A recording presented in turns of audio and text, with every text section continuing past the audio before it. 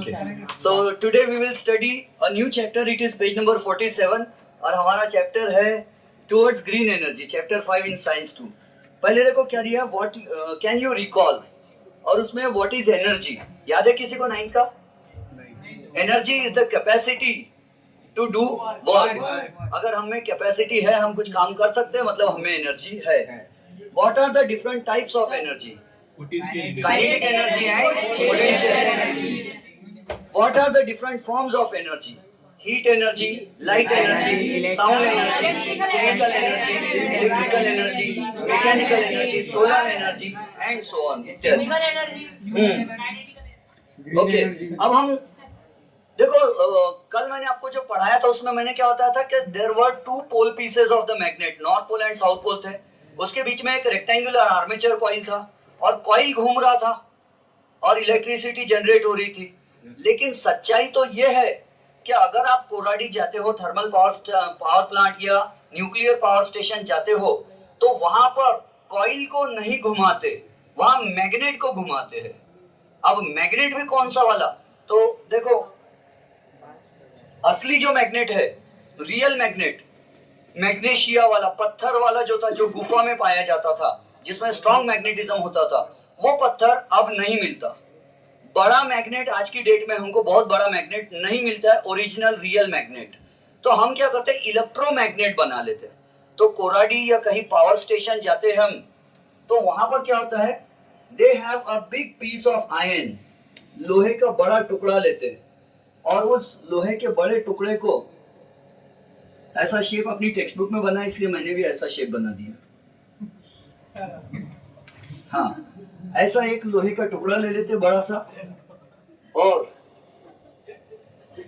उस लोहे के टुकड़े को, लोहे के पीस को क्या करते हैं, तो they take such a big piece of wire, कुछ ज्यादा ही बड़ा हो गया ये.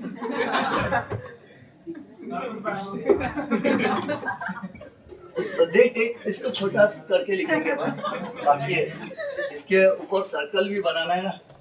So we take a big piece of iron, लोहे का बड़ा सा टुकड़ा लेते हैं. डायग्राम में छोटा बना रहा हूँ, लेकिन रियल लाइफ में बहुत बड़ा होता है ये. और इट इज कनेक्टेड, इसमें क्या करते हैं, ये स्ट्रॉन्ग पीस ऑफ आयरन है, लोहे के बीच में होल किया हुआ है, इस पार से उस पार होल किया हुआ है. It may be a solid, generally solid ही लोहा होता है ये, और इसके ऊपर वायर लपेट देते हैं ऐसा. सर क्यों लपेट? समझाता हूँ. इसके ऊपर वायर लपेट देते हैं, and this wire is connected to a high tension, high voltage battery, plus minus plus minus plus minus plus minus, बहुत सारे हाई वोल्टेज वाली बैटरी से कनेक्ट कर देते हैं. और क्यों कनेक्ट करते हैं? हाँ, ये तो कम बना है, इससे भी ज्यादा हाई वोल्टेज बैटरी.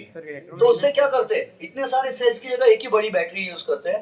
तो इसको इसलिए कनेक्ट करते हैं क्योंकि इतना बड़ा मैग्नेट आज की डेट में हमारे पास रियल वाला नहीं है.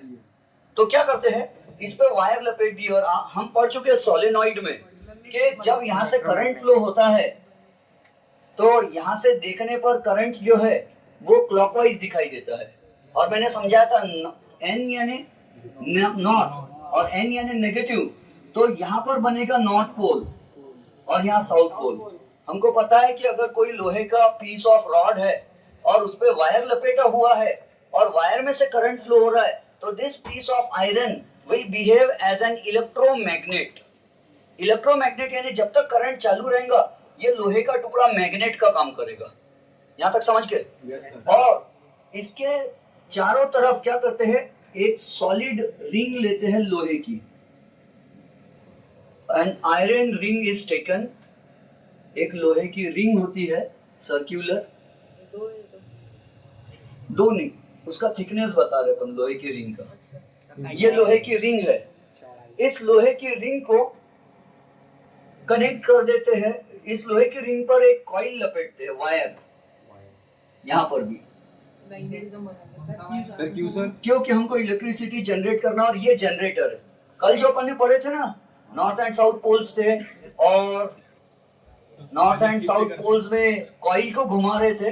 रियल पावर स्टेशन में कॉइल को नहीं घुमाया जाता, मैग्नेट को घुमाया जाता है। अब सबसे पहले ये समझने से पहले मैं आपको याद दिला दूं माइकल फैराडे ने क्या कहा था।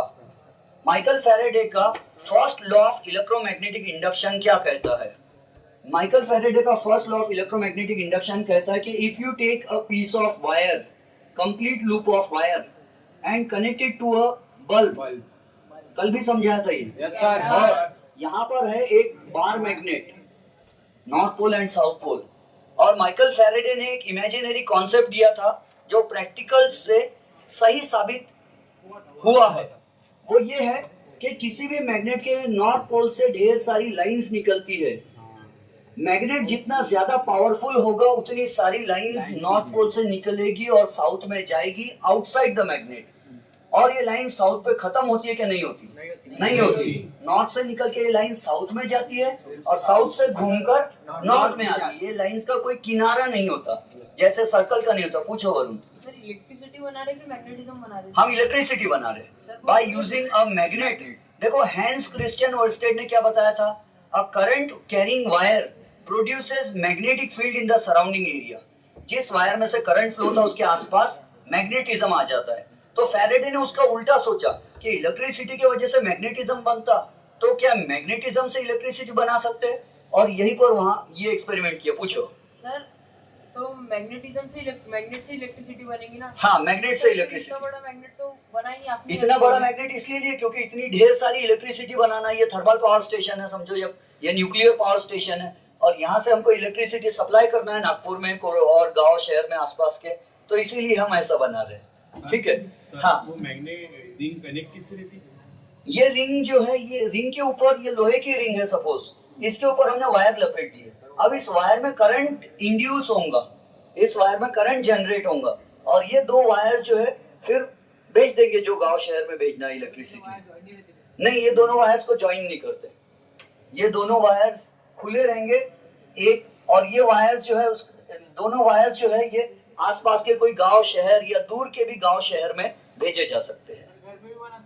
हाँ, ऐसी इलेक्ट्रिसिटी छोटी मोटी हम घर पे भी बना सकते हैं। अगर ये प्रैक्टिकल आप ऐसा ही कोई बार मैग्नेट ला लेते हो, छोटी इलेक्ट्रिसिटी बनाने के लिए हमको इसकी जरूरत भी नहीं पड़ेगी इलेक्ट्रोमैग्नेट की। हम एक बार मैग्नेट ले लेंगे, उसमें होल करके उसको घुमाएंगे मोटर से। और अपनी गाड़ी में ऐसा ही तो होता है, अपन जो 2 व्हीलर 4 व्हीलर चलाते हैं, तो जितना गाड़ी ज्यादा चलती है उतनी बैटरी की चार्जिंग हो जाती है। क्यों?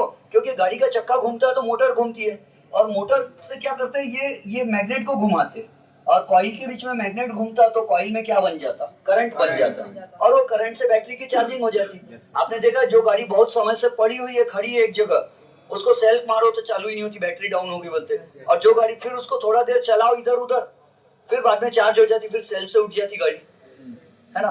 तो आप ध्यान से समझो माइकल फैराडे ने क्या कहा। वैसे ही मैग्नेट की लाइंस नॉर्थ से निकल के साउथ में जाती है और साउथ से नॉर्थ में आती है, क्लोज्ड कंटीन्यूअस कर्व्स होती है। लेकिन यहाँ समझाने के लिए मैंने ओनली नॉर्थ से निकलते हुए बताया, आगे की लाइंस नहीं ड्रॉ किया। तो आप ये मत बोलना कि सर नॉर्थ की लाइन साउथ में क्यों नहीं गई और साउथ से नॉर्थ में वापस क्यों नहीं गई। तो सी माइकल फैराडे ने कहा कि जब आप बार मैग्नेट को पास में लाओगे तो more and more lines will pass through this coil. ज्यादा लाइंस, ये लाइंस का नाम क्या है जो इनविजिबल लाइंस होती है, इनको बोलते हैं, हाँ, इनको मैग्नेटिक फील्ड लाइंस भी बोल सकते हैं या मैग्नेटिक लाइंस ऑफ फोर्स भी बोल सकते हैं। आप बोलो क्या वर्ड्स यूज करूंगा? टेक्स्टबुक में यही वर्ड्स आए हैं, मैग्नेटिक लाइंस ऑफ फोर्स। तो ये जो नॉर्थ पोल, अगर पावरफुल मैग्नेट है ज्यादा तो ज्यादा लाइंस निकलेंगी उसमें से, वीक मैग्नेट है, कम पावर का मैग्नेट है तो कम लाइंस निकलेंगी। तो यहाँ पर एक मैग्नेट ले लिया हमने, और मैग्नेट अगर पास में आया है तो more and more magnetic lines will pass through the coil. Coil में से ज्यादा लाइंस पास होंगी। कब? जब कॉइल पास में, मैग्नेट पास में आएगा, और जब मैग्नेट दूर जाएगा तो मैग्नेट दूर जाएगा तो उसकी लाइंस भी दूर चली जाएंगी। अब मैग्नेट दूर चला गया तो लाइंस भी दूर चली गई। अब लाइंस कॉइल में से पास हो रही है क्या? नहीं, क्योंकि लाइंस बहुत दूर है, बहुत दूर है। तो हम क्या कह रहे हैं कि when the magnet comes closer to the coil, more and more lines pass through the coil। और जब फैराडे ने कहा कि जब ज्यादा लाइंस पास होती है कॉइल में से तो वो फोर्स लगाती है इलेक्ट्रॉन्स पर, वायर के अंदर इलेक्ट्रॉन्स पर वो लाइंस फोर्स लगाती है और उसके कारण इलेक्ट्रॉन्स एक डायरेक्शन में घूमते हैं। जब ये नॉर्थ पोल इधर आएगा कॉइल के पास तो इलेक्ट्रॉन्स क्लॉकवाइज डायरेक्शन में घूमेंगे, यानी करंट एंटी क्लॉक, आपको मालूम है जिधर इलेक्ट्रॉन्स घूमते कन्वेंशनल करंट उसके ऑपोजिट चलता है। तो जब ये नॉर्थ पोल इधर आएंगे तो करंट कैसा घूमेंगे, एंटी क्लॉकवाइज डायरेक्शन में। क्यों? क्योंकि नॉर्थ पोल पास में आया तो लाइंस पास में आई, तो लाइंस जब पास में आई तो उन्होंने इलेक्ट्रॉन्स पर फोर्स लगाया लाइंस ने, और जब मैग्नेट पीछे जाएगा दूर जाएगा तो ये लाइंस दूर जा रही। अब ये दूर जाते समय इलेक्ट्रॉन्स पे उल्टी डायरेक्शन में फोर्स लगाएंगे और करंट जो है अब वो क्लॉकवाइज डायरेक्शन में चलेगा। जब मैग्नेट पास आता है तो करंट एंटी क्लॉकवाइज डायरेक्शन में बनता है, और जब मैग्नेट दूर जाता है तो करंट जो है वो क्लॉकवाइज डायरेक्शन में बनता है। समझ रहे हो? कन्वेंशनल करंट जो है मैग्नेट के पास आने से इलेक्ट्रॉन अलग डायरेक्शन में घूमते हैं, है ना, करंट एंटी क्लॉकवाइज में घूमता है, और मैग्नेट दूर जाए तो क्लॉकवाइज में। और फैराडे ने क्या कहा, जब भी ये कॉइल में से ज्यादा लाइंस घुसती है या कम लाइंस या जीरो लाइंस जाती है तब तब करंट बनता है। इसमें जाने वाली लाइंस जब चेंज होती है तो करंट बनता है। उसको इंग्लिश में क्या कहा, whenever there is a change in magnetic field near a closed loop of wire, current is induced in the wire। मतलब जब ये मैग्नेट पास में आता तो मैग्नेटिज्म कॉइल के पास में ये लाइंस क्या होती, ज्यादा लाइंस पास होती, और जब कॉइल दूर मैग्नेट दूर जाता है तो लाइंस नहीं पास होती, जीरो लाइन पास होती। फिर जब पास में आता है तो मैक्सिमम लाइंस पास होती, और जब मैग्नेट दूर जाता है तो जीरो लाइन पास होती।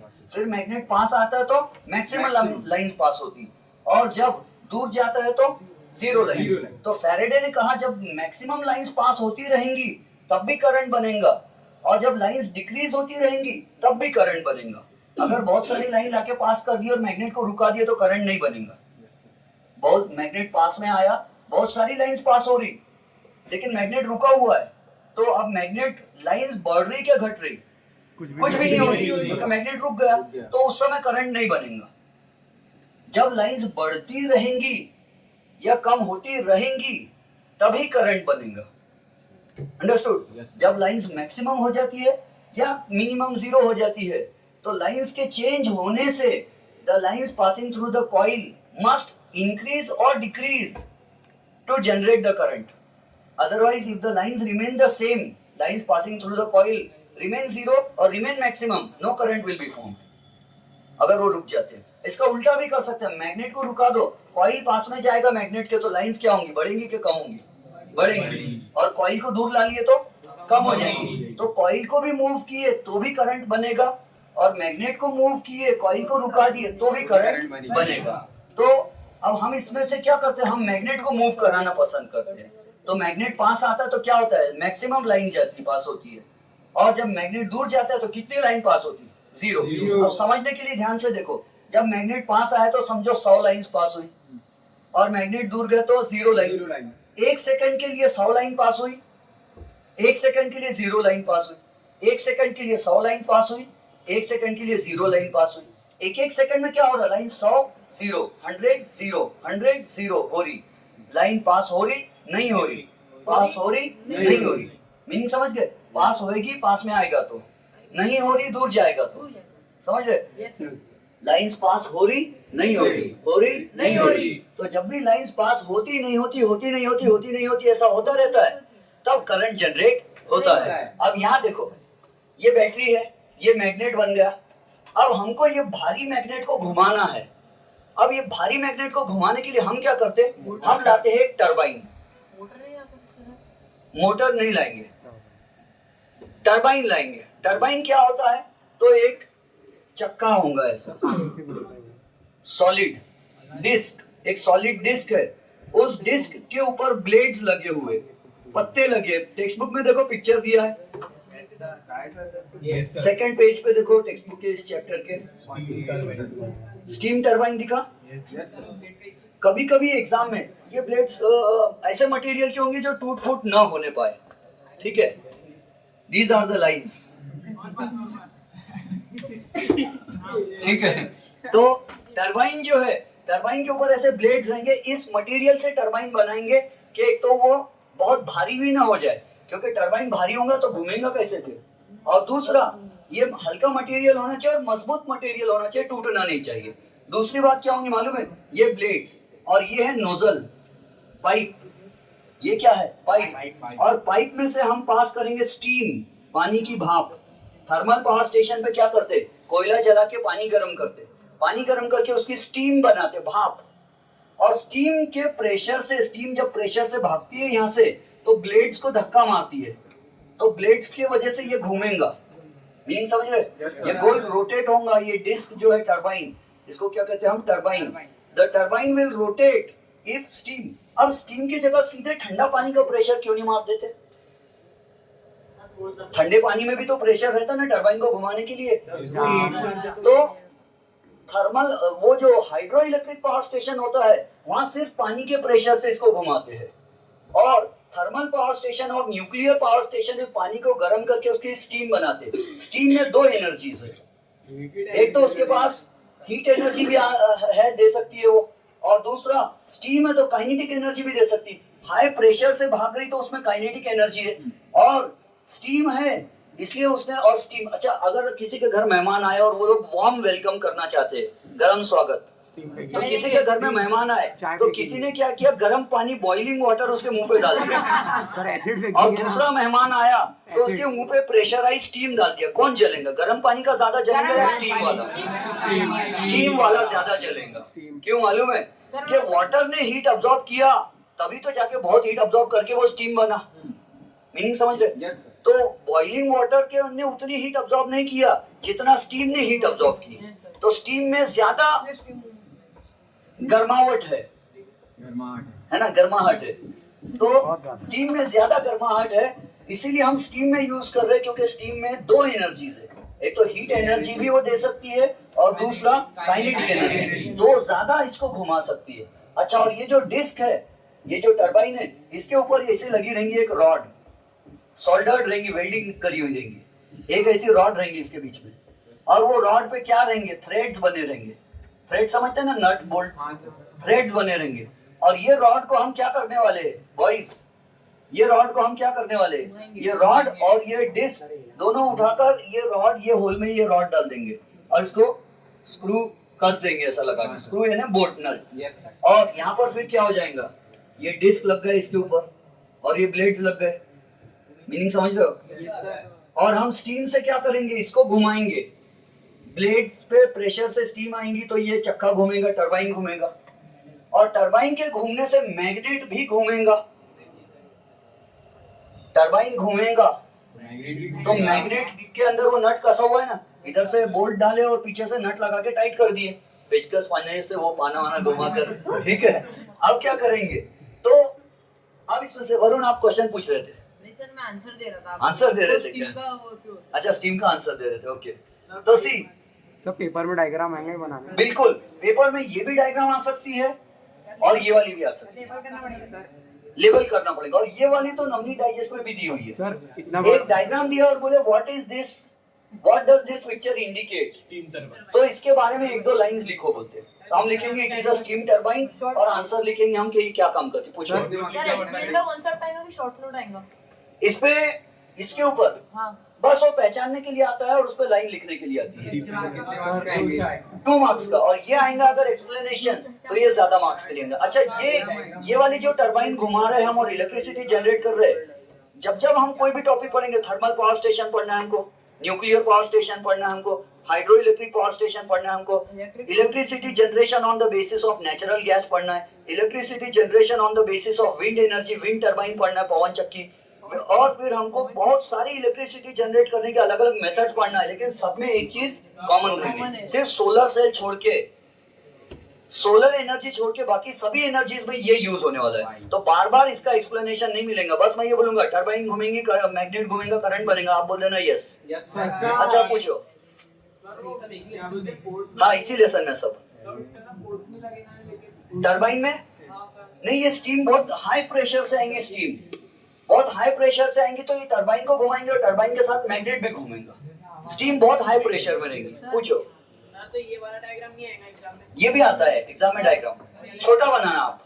ये कितने मार्क्स का आएगा? ये डायग्राम आ सकता है 2 मार्क्स के लिए, सर इसको भी डिस्क्राइब करने आ सकता है। सर जो इलेक्ट्रिसिटी रहेंगी हाँ। वो गर्म पानी से ज्यादा जल्दी बनेगी कि ठंडे पानी से ज्यादा जल्दी बनेगी? गर्म पानी से ज्यादा जल्दी घूमेगा ये, गर्म पानी में ज्यादा एनर्जी है। एयर प्रेशर से भी घुमा सकती है? हाँ, एयर प्रेशर से कहाँ घुमाते इसको, जो पवन चक्की रहती, बड़े बड़े ब्लेड्स रहते और समुद्र के किनारे लगा देते, और विंड मिल, और हवा चलती तो घूमते रहते, तो वो उसके घूमने से ये टरबाइन घूमती है, उसका कनेक्शन टरबाइन से रहता, वो पंखे के ब्लेड्स घूमते बड़े बड़े तो टरबाइन घूमता, और टरबाइन के घूमने से मैग्नेट घूमता और इलेक्ट्रिसिटी बनती। लेकिन उसका एक प्रॉब्लम ये है कि वो उसी जगह लगा सकते जहाँ ज्यादा हवा चलती हो तेज, है ना। अपन तो नागपुर सिटी में रहते, इधर तो हवा आती नहीं, बिल्डिंग ही इधर उधर सबकी। और पूछो सर। हाँ सर इतना बड़ा इलेक्ट्रोमैग्नेट यूज करने की जगह अगर ज्यादा इलेक्ट्रिसिटी पास करके उसको मैग्नेट बना दिया तो? ज्यादा इलेक्ट्रिसिटी, लेकिन हम ज्यादा इलेक्ट्रिसिटी के लिए हमको बहुत बड़ी बैटरी लगेगी सर और पावर। इतनी बड़ी बैटरी, और उसको भी घुमाना है हमको साथ में बांध के। सर बैटरी की जगह अगर और क्या use कर सकते हैं? ज्यादा करंट पास कर दे, जो बना रहे हैं वही करंट पास कर दे तो मैग्नेट। जो करंट बना रहे हैं वही वाला पास करेंगे? नहीं, हम जो बना रहे हैं वो हमको अल्टरनेटिंग करंट बनाना है, और बैटरी और सेल से मिलने वाला करंट हमेशा डायरेक्ट करंट होता है ना। और अपने घर में कौन सा यूज होता है? अल्टरनेटिंग करंट, क्योंकि डायरेक्ट करंट की एक फिक्स्ड वैल्यू होती है, और हमारे घर में हर चीज को एक फिक्स वैल्यू नहीं चाहिए, किसी को कम करंट चाहिए, किसी को ज्यादा चाहिए, और अल्टरनेटिंग करंट को कम या ज्यादा कर सकते हैं by using a transformer. Regulator type. हाँ, तो हमारे मोबाइल फोन में ट्रांसफार्मर होता है एक छोटा सा, वो क्या करता है, अपने घर में 220 वोल्ट आता है, 250 वोल्ट आता है, तो उसको 5 वोल्ट में कन्वर्ट कर देता, वोल्टेज कम कर देता, करंट बढ़ा देता। अच्छा चलो सुनो, हाँ मोइन, व्हील बड़ा रहेगा या टरबाइन? हाँ अब इस पे टरबाइन बड़ा रहेगा ये व्हील, तो मुझे लगता है टरबाइन बड़ा रखना चाहिए, मैग्नेट छोटा रखना चाहिए, क्योंकि अब रियल तो मालूम नहीं मुझे वहाँ क्या बड़ा रखते हैं, लेकिन मुझे लगता है कि टरबाइन, लेकिन टरबाइन ज्यादा बड़ा रखेंगे तो भारी भी ना हो जाए, वो छोटा रखना भी जरूरी है। मैग्नेट बड़ा, और मैग्नेट बड़ा रखते हैं, ऐसा शायद होता है। मैग्नेट बड़ा, मैग्नेट ही बड़ा रखेंगे, टरबाइन छोटा ही रखना टरबाइन छोटा पड़ेगा, रहता सर। वरना वो बहुत भारी हो जाएगा, घूमेगा नहीं अच्छे से। अच्छा अब सुनो, स्टीम के प्रेशर से मैग्नेट घूम रहा। अब यही जो कहानी यहाँ समझाया था, लाइंस आती गायब हो जाती, आती गायब हो जाती, ऑफ हो जाती तो क्या हो जाती, थोड़ी देर के लिए गायब, फिर आती 1 मिनट के 1 सेकंड के लिए, फिर गायब हो जाती। अब यहाँ भी सुनो, इस यहाँ से यहाँ तक के वायर के टुकड़े से पूछा जाए, अभी यहाँ पर कौन सा पोल है मैग्नेट का? मैग्नेट नहीं है, ये इलेक्ट्रोमैग्नेट है। उसका नॉर्थ पोल है, तो नॉर्थ पोल से क्या निकल रहा है? लाइन। साउथ पोल में जाना चाहते घूम के, मैग्नेटिक फील्ड। अब ये मैग्नेटिक लाइंस ऑफ फोर्स निकल रही है, तो यहाँ के वायर पर ये लाइंस टच हो रही। मान लो 1 सेकंड के लिए लाइंस टच हुई, हालांकि 1 सेकंड के लिए भी नहीं होती, बहुत कम टाइम के लिए होती। मान लो 1 सेकंड के लिए लाइंस क्या हुई, कॉइल पर आई, और फिर ये घूमेगा। जब टरबाइन को घुमा रहे हम तो ये गोल घूमेगा, तो 1 सेकंड के लिए लाइंस आई इस पे, और 9 सेकंड्स, अगले 9 सेकंड्स के लिए 9 सेकंड के लिए क्या हो गई, लाइन गायब, और फिर 9 सेकंड के बाद फिर से लाइन आ गई। तो ये वही तो कॉन्सेप्ट हो गया, लाइन आई गायब हो गई, फिर आई गायब हो गई, फिर आई गायब हो गई, वैसे ही हो रहा है। और फैराडे ने क्या कहा, जब लाइन आती है और गायब हो जाती है, आती है और गायब हो जाती है, आती है और गायब हो जाती है, तो करंट बनता है। आते समय भी बनता है, गायब होते समय भी बनता है। तो ये लाइन आएंगी तो भी करंट बनेगा, ये 9 सेकंड्स के लिए गायब हो जाएंगी तो भी बनेगा। और यही हाल किसका होगा, इधर के वायर का। अब 1 सेकंड इस पे उजाला चमका दी इसने, लाइन चमका दी, फिर इधर घूमेगा ये, फिर इस पे लाइन भेजेगा 1 सेकंड के लिए, और बाकी 9 सेकंड गायब हो जाएगा। 9 सेकंड किस पे भेजेगा, इधर इधर इधर इधर भेजते रहेगा। और एग्जाम में ऐसा मत लिखना कि 1 सेकंड 9 सेकंड, समझाने के लिए बोल रहा हूँ। 1 सेकंड इस पे लाइन चमकाई उसने, मैग्नेट है, 1 सेकंड तक इस पे लाइन आया, 9 सेकंड तक गायब होगा। वो 9 सेकंड में वो क्या कर रहा, इधर लाइन चमका रहा है, और उसके बाद क्या हुआ, 9 सेकंड गायब हो गया, फिर इस पे आया। यहाँ पर भी 9 सेकंड के बाद आ रहा है, हर 9 सेकंड के बाद इस पे लाइन चमका रहा है, हर 9 सेकंड के बाद इस पे लाइन चमका रहा है। कंफ्यूज्ड? No sir. समझे? इस पे लाइन चमका है, बाकी जगह चमका के वापिस इस पे आया। सर चमकाने को फोर्स कर दो। हाँ, ये लाइंस जो रहती ना, इन लाइंस को बोलते हैं मैग्नेटिक लाइंस ऑफ फोर्स। ठीक है, मैं दूसरा वर्ड यूज करने वाला था, magnetic field line. Magnetic flux भी बोलते हैं इसको, जाने दो, फ्लक्स, हाँ, लक्स नहीं, फ्लक्स, हाइपर फ्लक्स। अच्छा जाने दो।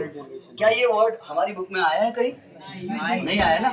सर बेबलेट देखो पेज नंबर 48 पर देखो, lines of flux, I lines of flux नाम दिख रहा पेज 48 पर। हाँ, तो ये मैग्नेटिक लाइंस को मैग्नेटिक फ्लक्स भी बोलते हैं। तो मैग्नेटिक फ्लक्स आया, यस सर 9 सेकंड्स के लिए गायब हो गया, फिर आया, फिर भी 9 सेकंड गायब हो गया। वो गायब हुआ तो कहाँ गया?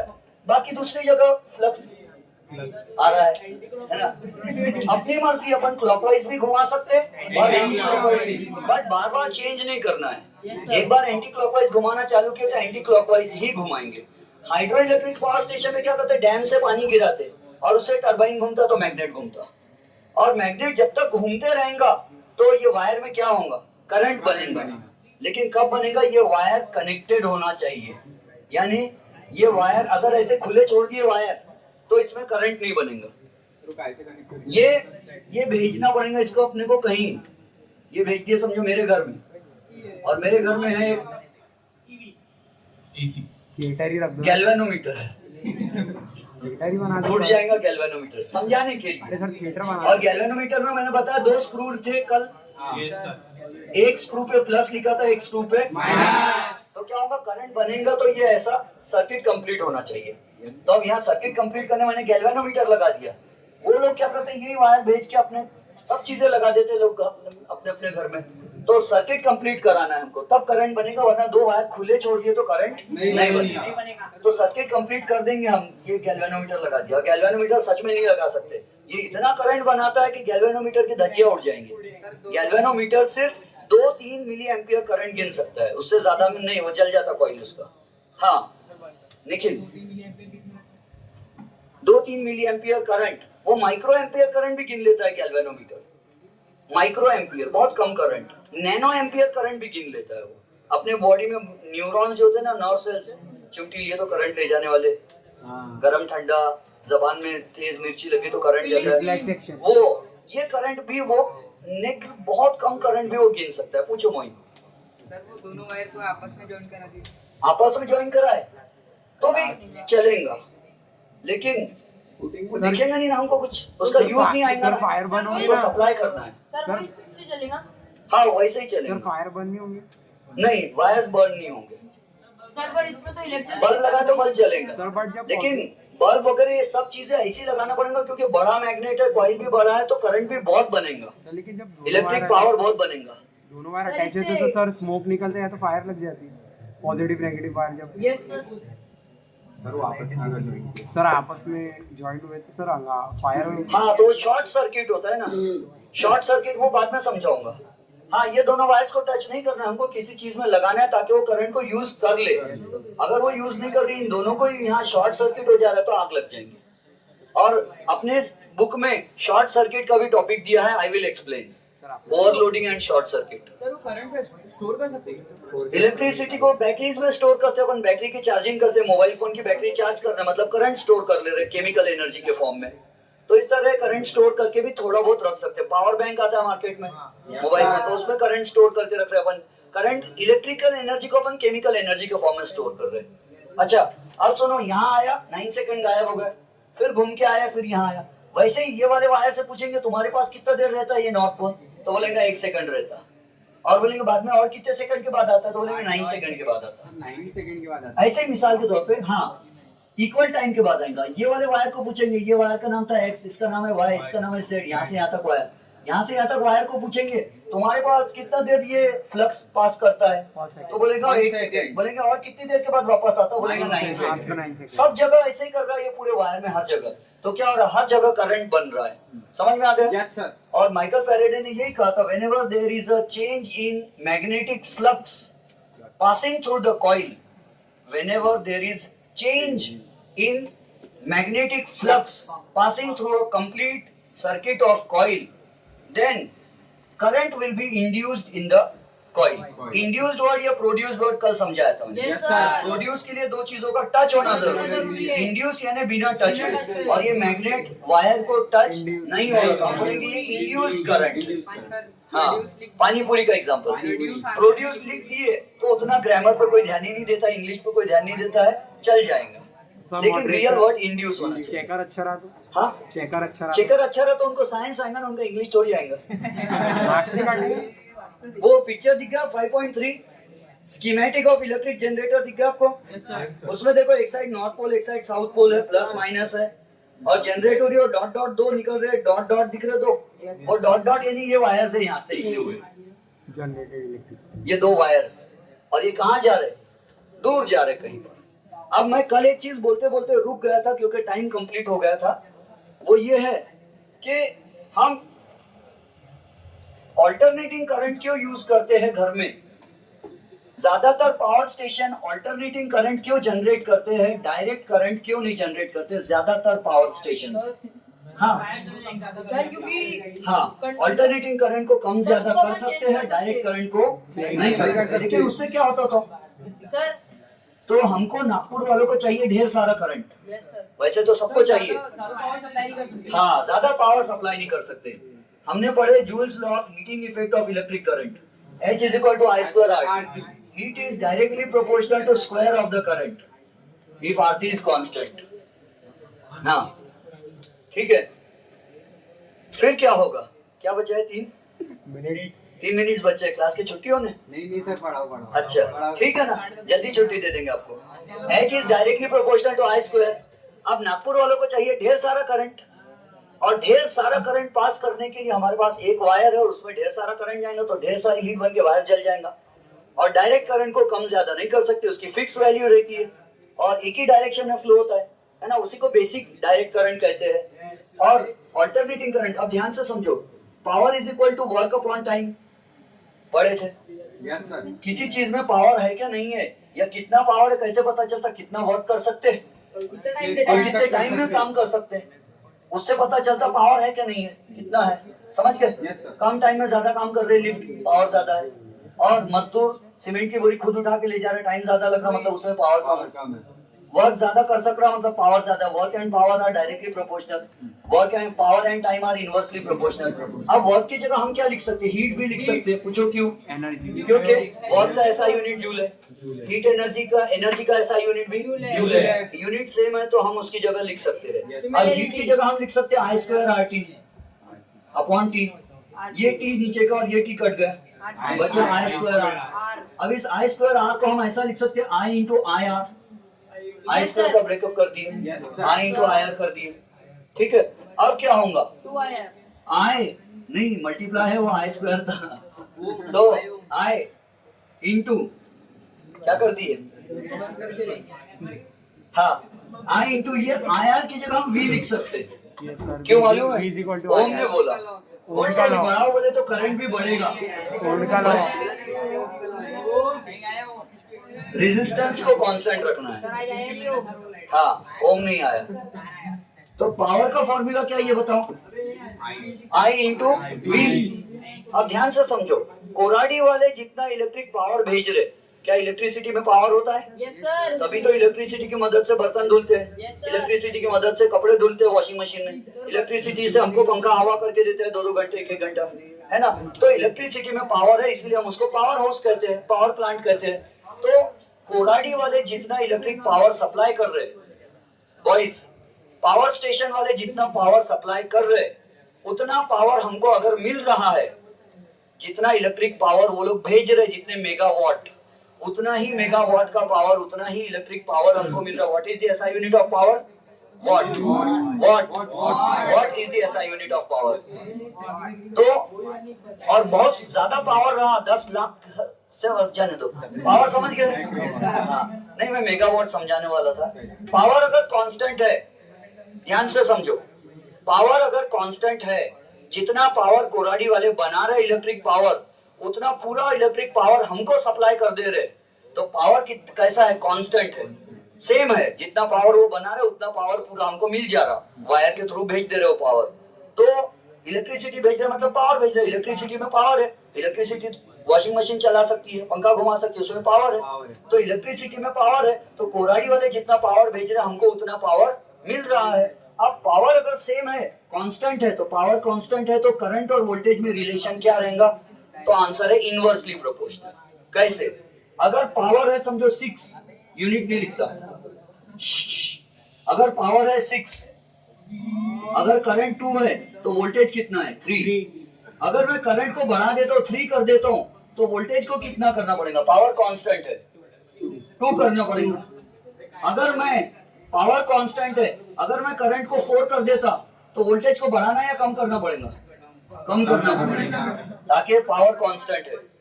और अगर मैं करंट को 6 कर देता हूं तो वोल्टेज को क्या होना पड़ेगा? 1। तो करंट बढ़ने से वोल्टेज क्या होगा? कम। और वोल्टेज अगर बढ़ जाएगा तो करंट को कम होना पड़ेगा। तो वोल्टेज और करंट में क्या रिश्ता है? इनवर्सली प्रोपोर्शनल रिलेशन है। तो कोराडी वाले क्या करते मालूम है? वायर क्यों नहीं चलता? लाखों एम्पियर करंट आ रहा है, करोड़ों एम्पियर आ रहा है, तो वायर क्यों नहीं चल रहा कोराडी से? हाँ, वो इसलिए कि वो लोग क्या करते हैं, कोराडी में उनके पास एक ट्रांसफॉर्मर रहता, ट्रांसफॉर्मर जो अपने मोबाइल फोन के चार्जर में भी रहता। तो वो ट्रांसफॉर्मर से क्या करते हैं, वोल्टेज को बहुत बढ़ा देते, 50,000 वोल्ट वोल्टेज बहुत बढ़ा देते। तो वोल्टेज बहुत बढ़ जाता तो करंट क्या हो जाता? कम हो जाता। और वो कम करंट को नागपुर में भेज देते। और नागपुर में दूसरा ट्रांसफॉर्मर रहता, उसका उल्टा। नागपुर का ट्रांसफॉर्मर क्या करता? 50,000 वोल्ट को कम करके 250 वोल्ट कर देता। तो वोल्टेज कम कर दिया तो करंट क्या हो जाएगा? बढ़ जाएगा। और करंट बढ़ जाएगा तो सबके घर में फिर वायर्स के थ्रू सप्लाई कर देंगे। ऐसा करते हैं। इसीलिए वो अच्छा वोल्टेज का मीनिंग समझता है क्या आपको? Yes sir. वोल्टेज का मतलब होता है चार्ज में प्रेशर कितना है भागने के लिए, एनर्जी कितनी है। अगर चार्ज में बहुत एनर्जी है, बहुत प्रेशर है, तो हम बोलेंगे वोल्टेज बहुत हाई है। तो कोराडी में क्या करते हैं वो लोग? वोल्टेज बहुत बढ़ा देते, 50,000 वोल्ट, 25,000 वोल्ट, और उसमें बनी रहती मुंडी, खतरा, हड्डी, हाई वोल्टेज, यानी चार्ज में प्रेशर बहुत है बोलते, खंबे के नीचे लगा रहता। हाँ, अब चलो यहाँ रुक जाते अपन। तो ऑल्टरनेटिंग करंट को कम कर देते, वो वोल्टेज को बढ़ा देते, नागपुर में करंट आ जाता है और फिर यहाँ वोल्टेज चेंज हो जाता है। ठीक है, रुक जाएंगे अब थर्मल पावर स्टेशन को कल पढ़ेंगे।